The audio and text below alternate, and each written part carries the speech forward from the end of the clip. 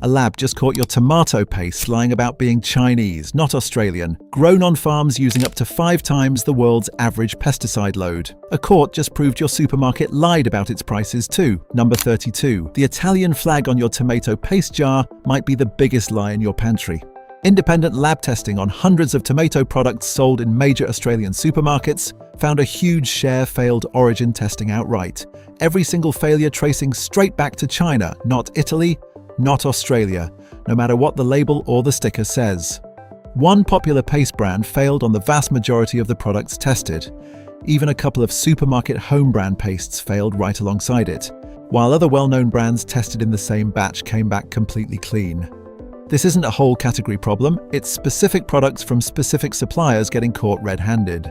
The companies involved have pushed back hard, saying their suppliers provided full traceability paperwork and rejecting any suggestion they knowingly misled anyone, and that dispute is still playing out in the news this week. Not settled fact. One shopper online admitted she'd been grabbing the same jar for a decade purely because of the little Italian flag printed in the corner, and had never once flipped it over to check the fine print underneath. Your move.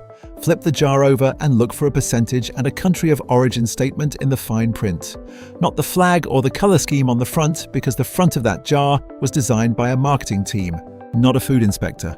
If a lab can catch your tomato paste lying about a country, you have to wonder what else in the trolley isn't telling the truth.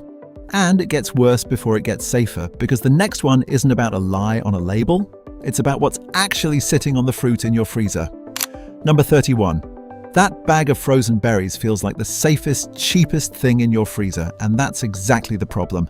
Imported frozen berries sold in Australian supermarkets have been recalled more than once in the past decade after outbreaks of Hepatitis A, traced back to contaminated water and handling at overseas packing plants. Freezing does not kill Hepatitis A. It can sit on that fruit fully infectious all the way from the packing floor overseas to your bowl of smoothie mix. Both outbreaks triggered nationwide recalls of specific batches, while families who'd already eaten from the exact same bag were left waiting out an incubation period, wondering if they'd be next. One bad batch isn't really the point. The real issue is how little visibility you actually have into where a bag of frozen fruit was grown, washed, and packed, because a single bag can pass through several countries and several sets of hands before it reaches an Aussie shelf, and none of that journey is disclosed anywhere on the packet. Your move? Look specifically for berries labelled grown and packed in Australia, not just packed here from fruit grown somewhere else entirely.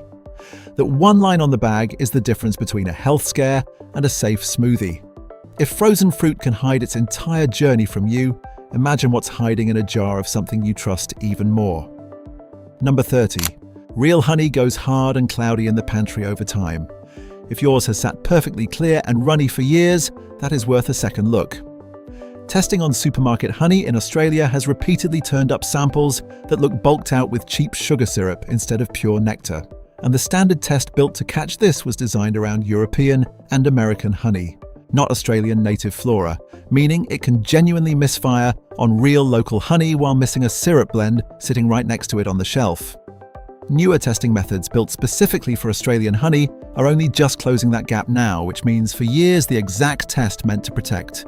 You may have been giving cheap syrup blends a free pass while flagging honest local beekeepers instead. Your move. Check the label for 100% Australian honey and treat the words imported blend as a genuine warning, not fine print you skim past. A blended honey doesn't even have to say which countries it came from, only that it's a blend, which is exactly the kind of vague wording that should slow you down. The oil sitting right next to that honey jar on the shelf plays a very similar game with its own label. Number 29. Olive oil has had a bad reputation in this country for years, and some of it was earned, but the newest independent testing on supermarket extra virgin olive oil actually found a genuine bright spot. Several Australian-grown options, including some of the cheaper ones, tested well, with one respected Australian brand scoring consistently clean across multiple years running. The home test still works. Real extra virgin has a peppery bite at the back of your throat, and over 90% of Australian-grown olive oil genuinely qualifies as true extra virgin. Oil from some overseas regions manages that far less often, simply because the supply chain is longer and passes through more hands before it reaches your pantry, with more chances along the way for a genuine extra virgin to be quietly cut with cheaper refined oil somewhere between the press and the bottle. Your move. If your olive oil tastes completely flat with zero peppery bite at the back of your throat, that flat taste is your answer. No lab required. The eggs sitting 2 aisles over tell a very different story. Number 28. You pay extra for free range because you're picturing hens wandering around an open paddock. The legal stocking density that still qualifies as free range in Australia allows far more birds per hectare than most shoppers picture when they see a green paddock printed on the carton. In some cases, the birds technically have outdoor access, but so many of them share the same patch of dirt that most never actually make it outside during their entire lives, spending their whole life within a few meters of the shed door, despite the carton on your shelf showing rolling green hills and open sky. Your move? Look for a stated stocking density in birds per hectare printed on the carton, not just the words free range sitting on their own with a nice picture. The lower the number, the closer it is to what you're actually picturing when you pay the premium. From eggs to something that swims, the seafood aisle has its own version of this exact same trick. Number 27. That barramundi on the menu at your local fish and chip shop might never have swum in Australian water at all. The largest seafood testing study on record in this country looked at hundreds of products and found close to 1 in 8 didn't match their label, with a cheaper imported fish regularly turning up wherever a menu says barramundi, sold for a fraction of the real price to a customer who has absolutely no way of knowing the difference once it's battered, crumbed, and sitting on a plate in front of them. And it's not just fish and chip shops. The same substitution has turned up on restaurant menus and in pre-cooked meals sold at supermarkets, with no way to tell the difference just by looking at a cooked fillet on your plate. Your move. Buy from a fishmonger where you can see the whole fish before it's cut, or look for a certified sustainable label at the supermarket. Both cut the guesswork out completely. That same substitution trick is already sitting in a tin in your own pantry. Number 26. Not all canned tuna is the same fish, even when the tin looks identical to the one you always grab. Some brands use a cheaper, softer species and lean hard on the word premium, or a picture of a whole glossy fish on the label to imply something better than what's actually packed inside the can, banking on the fact that most shoppers grab tuna on autopilot without ever reading past the picture. The actual species is usually printed in small text on the tin, easy to miss if you're only checking the price against the tin next to it. Your move: read the species name before you read the price tag. A 5-cent difference between two tins on the same shelf can mean a completely different fish. While we're still in the pantry, the vegetable aisle has its own origin problem worth opening up. Number 25. That bag of frozen mixed vegetables or tin of corn with a kangaroo stamped on the front doesn't always mean what grew inside it actually grew here. Australian law requires a country of origin statement, and on many products a stated percentage of Australian ingredients, but the bar for slapping an Australian-sounding logo on the front can be a lot lower than most shoppers assume walking down the aisle. Your move. Read the percentage in the fine print, not the logo on the front, because those ingredients can travel through several countries before ever being packed here and sold to you as a local product. Walk over to the bread aisle, and the exact same colour trick is waiting for you there too. Number 24. That wholemeal style or grain loaf you grabbed because it looked healthier might just be white bread wearing caramel colouring. Genuine wholemeal uses the whole grain and says so clearly, high up on the ingredient list, first or second, not buried near the bottom. If the loaf is brown but wholemeal isn't sitting near the top of that list, the colour is doing the convincing, not the grain. Bread only needs 4 ingredients to exist: flour, water, yeast, and salt. Everything past that is there for shelf life, not for you, and a loaf with a dozen extra additives is engineered to sit soft on a shelf for a week, not to be the freshest thing in your kitchen. Your move? Count the ingredients before you count the fibre claims on the front of the bag. Speaking of things padded out to look like more than they are, your cheese slice has a very similar secret. Number 23. Those individually wrapped cheese slices in your fridge legally cannot even be labelled as simply cheese. Australian rules don't require a processed cheese slice to be mostly cheese by weight, only that it's made from cheese and other milk products, and the rest can be water, milk solids, emulsifiers, and salt engineered into a perfectly uniform square that never really melts the way real cheese does, a shape and consistency so exact that every single slice in the packet is essentially identical, which is itself the giveaway that it was built in a factory, not aged in a cellar. Real cheese only needs 3 things: milk, rennet, and salt. Your move. Check whether your slice ever changes shape, color, or smell over months sitting in the fridge. Real cheddar darkens, sweats, and gets stronger with time, and if yours does none of that, that tells you exactly what's really inside the wrapper. The shaker sitting next to your pasta has an even stranger ingredient hiding inside it. Number 22. Real aged Parmesan is milk, salt, and rennet, nothing more. The powder in a shaker on your pantry shelf is usually a much cheaper cheese blend with a wood fibre filler added specifically to stop it clumping in the container, and Australian food rules allow this without needing to flag it clearly anywhere on the front of the pack. That's also exactly why it never quite melts into a sauce the way fresh Parmesan does. Your move. Grab a wedge from the deli counter and grate it fresh at home.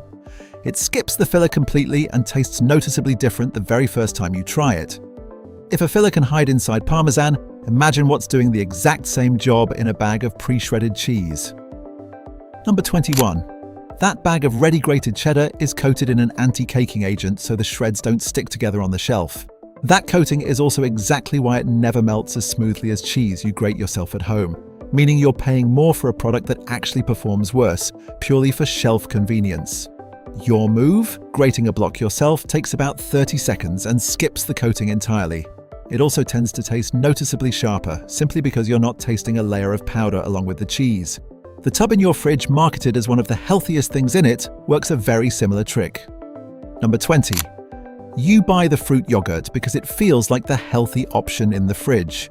In a lot of flavored yogurts, sugar and flavoring genuinely make up more of the tub than the fruit does, and the color can come from food dye rather than the fruit pictured on the label. Your move. Buy plain yogurt and stir your own fruit through it. It usually has a fraction of the sugar and a lot more of the actual fruit, and it takes about 10 seconds longer to make in the morning. Your favorite snack bar pulls the exact same move with cocoa. Number 19. That chocolatey coating on a cheap biscuit or snack bar might not legally be allowed to call itself chocolate at all. Real chocolate depends on cocoa butter. Cheaper coatings swap that for palm oil or coconut oil instead, which is exactly why they stay stiff and waxy instead of melting on your tongue the way real chocolate does. Your move. Hold a piece in your closed hand for about a minute. Real chocolate melts at body temperature. A coating that stays rock solid no matter how warm your fingers get is telling you exactly what it's made from. No ingredient list required. If a coating can fake chocolate, a powder can fake muscle too. Number 18. You buy protein powder for the big number printed on the front of the tub. Amino spiking is a well-documented trick in the supplement industry overseas, and there's nothing stopping the exact same thing happening on an Australian shelf. Cheap amino acids can boost the exact lab test used to measure protein content without adding any usable muscle-building protein to the actual scoop you're spooning into your shaker every morning. Your move? Look for a full amino acid breakdown on the label, not just a big protein number on the front, and be wary of anything priced well below the rest of the market, because real protein is genuinely expensive to produce no matter which brand's logo is on the tub. Your jar of instant coffee cuts a very similar corner to hit its own number. Number 17. Instant coffee is often a blend of bean types and origins mixed to hit a price point, not a flavor. Cheaper blends lean heavily on a bean known for being bitter and higher in caffeine, rather than the smoother bean most people actually associate with good coffee, and the label rarely spells out the exact ratio between the two, anywhere you'd actually notice while grabbing it off the shelf on a Tuesday morning. Your move. Look for jars labeled as a single bean type. They're usually clearly marked as such on the front and cost only a little more for a lot more certainty about what's actually in your mug. 16 more of these to go, and some of the biggest ones are still coming. Number 16. Pull out your jar of dried oregano. In one major Australian test, more than half the brands checked weren't actually oregano at all. They were bulked out with olive leaves and other filler leaves, in some cases making up the majority of what was sitting in the jar. One well-known brand was fined by the consumer watchdog after testing found it was roughly half olive leaf and had been sold that way for years before anyone outside a lab caught on, while a small number of other brands tested as 100% genuine oregano and were cleared completely. Your move. It's worth checking which brand is which, because the difference between two jars sitting side by side on the same shelf can be enormous. And price alone won't tell you which jar you're actually getting. If a green leaf can be swapped for another green leaf, a brown spice can just as easily be swapped for a completely different bark. Number 15. Most ground cinnamon on Australian shelves isn't the true delicate variety at all. It's a cheaper, harder bark called cassia. Cassia contains a compound that can put real strain on your liver if you're using it daily in large amounts. Occasional use in cooking isn't the concern here. Habitual daily use is. True cinnamon comes in thin, papery layers. Cassia forms thick, hard curls. Your move, if you use cinnamon every single day, seek out one labelled True or Ceylon on the front, usually sitting in the health food aisle rather than next to the regular spice jars. A bottle of vinegar fakes its age the exact same way this spice fakes its identity. Number 14. Genuine aged balsamic vinegar takes years sitting in wooden barrels to develop its flavour, and it costs accordingly. Most bottles simply labelled balsamic vinegar on an Australian shelf are actually wine vinegar with caramel colouring and sugar added, made in a matter of days rather than the years a genuine barrel-aged bottle actually demands, then priced to sit right next to the real thing as if the two were interchangeable. Your move. Check the ingredient list. If caramel colouring and sugar appear before vinegar and grape must, you're looking at the fast version, not the aged one, and there's nothing wrong with that, as long as you're not paying aged barrel prices for it. The bottle in the health food aisle is styled exactly the same way, just as something you drink, not eat. Number 13. The name says vitamin. The bottle looks like something a personal trainer would hand you. A single bottle can carry close to as much sugar as a full can of soft drink, and the added vitamins are usually the cheapest synthetic versions available, not something your body was actually missing in the first place. Your move, check the sugar content per bottle before you assume it's the healthy choice sitting on that shelf. Because plain water with nothing added still beats every single version of this bottle, every time. Fruit gets the exact same treatment 2 aisles over. Number 12. There's a real difference between a product labelled juice and one labelled juice drink or fruit drink, and most people never clock it while shopping fast. A juice drink can legally contain a tiny fraction of actual juice, with the rest made up of water, sugar, and acid. Even the phrase "made with real fruit juice" can be technically true when the juice content is barely there at all. Your move, flip the bottle over. The percentage of juice is required by law to be on the label somewhere, it's just rarely on the front where you'd actually notice it, printed smaller than every other word on the bottle. Butter has been telling this exact same story for over a century. Number 11. Margarine started life as a cheap butter substitute, and a lot of modern spreads still lean on that same trick with newer marketing. Phrases like "made with butter" or "made with olive oil" can be technically accurate while that ingredient sits right at the very bottom of the list in a tiny amount. Without added colouring, most of these spreads would actually be a pale, unappetizing grey. And on some spreads, water is genuinely the very first ingredient listed on the pack, ahead of the oil, ahead of everything else in the tub. Your move? Check what's actually first on the ingredient list before you check the colour of the tub, because you can end up paying butter prices for flavoured water in a tub designed to look almost identical to real butter on the shelf. Chocolate does for milk exactly what colour does for butter. Number 10. That chocolate milk in the fridge is often closer to a sugary soft drink with milk in it than milk with a bit of chocolate added.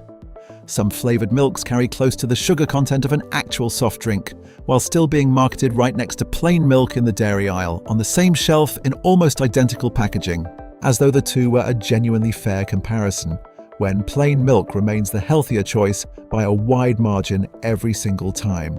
Your move. Check the sugar per serve, not just the happy cow on the carton. A single bottle can carry close to your entire recommended daily sugar intake before you've even had lunch. Ready meals in the freezer take this exact same idea and multiply it across an entire dinner. Number 9. A frozen ready meal can look like a full, balanced dinner right there on the box.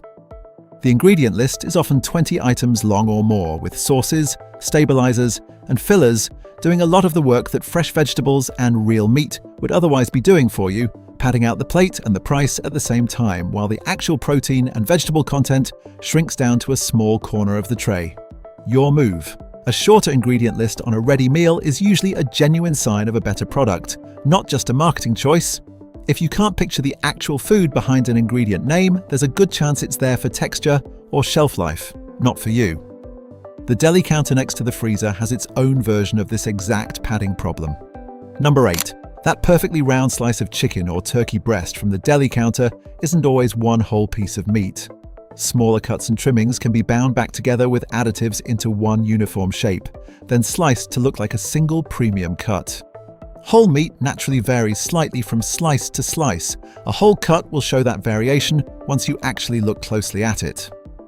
Your move. If the texture looks unnaturally even and every single slice is identical, that's usually the giveaway sitting right there under the deli light. Sauces have a different problem entirely, less about the meat and more about the wording on the label. Number 7. A sauce proudly labeled no added MSG can still contain naturally occurring glutamates from other ingredients, like yeast extract. To be clear, glutamate itself isn't the villain here. It occurs naturally in plenty of foods and isn't something most people genuinely need to fear. The actual issue is a front label implying clean when the flavor is still being built exactly the same way, just under a different ingredient name. Your move. If a product claims to be free of something specific, check whether it's simply been swapped for an ingredient that does the exact same job under a different name. This pattern shows up well beyond sauces, anywhere a product is proud to be free of one specific thing. Wine hides its color the same way milk and juice hide their sugar. Number 6. Some budget red wines rely on added coloring or blending to reach the deep, consistent color shoppers expect to see on the shelf. This is legal and disclosed if you actually look closely, but it does mean the deep color in your glass isn't always purely down to the grape variety or the aging process people assume it is. Your move if color and consistency actually matter to you. Wines from a single named vineyard tend to have far less of this blending than the cheapest bottles on the shelf, simply because there's less need to disguise anything in the first place. Now for 2 words on a menu that cause more confusion than almost anything else on this entire list. Number 5. That $16 Wagyu burger at your local pub almost certainly isn't real Wagyu, and a Kobe beef burger on an Australian menu almost certainly isn't Kobe at all. Genuine Wagyu is a specific Japanese breed graded on a strict marbling scale after years of specialized feeding. True Kobe is certified by a single association, from cattle raised in one region of Japan, and Australia imports almost none of it in any given year. There is no law stopping a restaurant from writing either word on a menu with 0 certification behind it, which means the word alone is doing every bit of the $15 markup over an identical burger sitting one line above it on the exact same menu. Your move. If the marbling score and the actual producer aren't named anywhere on the menu, neither is the meat, no matter how convincingly the word is printed on the board above the counter. Beef isn't the only thing on this list pretending to be something rarer than it actually is. Number 4. Real vanilla comes from hand-pollinated orchid pods, and it's one of the most labor-intensive crops on the planet to grow and harvest. The overwhelming majority of vanilla-flavored products on Australian shelves use a synthetic version of the flavor compound instead, produced in a lab, rather than hand-pollinated flower by flower on a plantation halfway across the world, and there's nothing on the packaging that requires the maker to clearly tell you which version you're actually getting for your money. Your move. Look specifically for the words vanilla extract or actual vanilla bean seeds visible in the product, not just the word vanilla sitting on its own on the front of the pack. Before the final 2, a fast round of the ones plenty of you already suspect because they deserve a mention, just not a long one. Number 3. Your imitation crab is pollock, starch, and food dye, with less than half the product actually being fish, and 0% of it being crab. Your wasabi sitting next to sushi is dyed horseradish, because real wasabi loses its flavor within about 15 minutes of being grated, and costs more per kilogram than your entire meal put together. And that tiny drizzle of truffle oil is just olive oil with a lab-made scent added. Because actual truffles can run over $1,000 a kilogram, while that $2 jar of saffron in your spice drawer is almost certainly dyed petals from a completely different plant, and because real saffron is hand-harvested flower by flower, one stigma at a time, and can genuinely cost more per gram than gold in some years, making a truthfully labeled $2 jar close to a mathematical impossibility. None of that is new information for a lot of you, and that's fine. This is a reminder for the shopping list, not breaking news. Your move. Treat imitation, flavored, and style as three of the most honest words on any Australian shelf. They're telling you exactly what you're getting if you actually bother to read them. Number 2. You see the green and gold kangaroo logo and assume the product in your hand was grown and made here, start to finish. That's not always what the logo actually certifies. Depending on which version of the claim is used, a product can carry an Australian-sounding logo while containing a meaningful share of imported ingredients, as long as the last significant step of processing happened on Australian soil. Product of Australia is the strongest claim, and it means the ingredients themselves were grown here. Made in Australia is a weaker claim, and mostly refers to where the product was assembled or processed. Australian-owned tells you almost nothing about where the ingredients came from at all. They all sound almost identical sitting on a shelf, but they are legally different promises. Your move? Read which exact phrase is printed on the pack, word for word, because those 3 phrases are not interchangeable, no matter how similar the green and gold packaging makes them look. Which brings us to number 1, the single word doing more work than every other product on this entire list combined. Number 1. This one isn't a food, it's a single word, and it's probably printed on more items sitting in your trolley right now than anything else we've covered today. Natural has no strict legal definition in Australia. Neither does farm fresh, artisan, premium, or classic. They are marketing words, not promises, and they appear on almost everything sitting on that shelf. Here's how everything on this entire list stacks together into one 30-second check you can run on literally anything in your trolley, starting with your very next shop. First, check the name. Words like flavor, style, and made with are warning signs, not descriptions. Second, find the percentage. The law forces the real number onto the label somewhere. You just have to actually look for it. Third, look at what's doing the color. If something's a suspiciously perfect shade, check for added coloring near the top of the ingredient list. Fourth, count the ingredients. 4 or 5 simple ones is a good sign. 20 with half of them unpronounceable is not. Fifth, stay skeptical of any word with no legal meaning behind it. Natural, premium, and artisan included. Run all 5 checks on one product sitting in your trolley right now, and you've got a habit that takes 30 seconds and works on literally anything with a label, from a tin of tomato paste to a bottle of wine. Run it every single shop, and you've just outsmarted the entire front-of-pack marketing budget of every brand in this video every single week for the rest of your life. The supermarkets will never put that checklist up on a sign at the aisle end. Now you've got it anyway, and it didn't cost you a cent to hear it. If even one single item on this list of 32 caught you completely off guard, hit like right now so more Aussies see this before their next shop, not after they've already paid for it. Subscribe right now, because the supermarket price rise a court just proved was a lie is coming next. And it's honestly worse than anything on this entire list. Drop a comment telling me which number surprised you the most. I read every single one. And if a product on this list has already changed its recipe or fixed the problem since we recorded this, tell us that too, because that update genuinely matters more than anything we said today.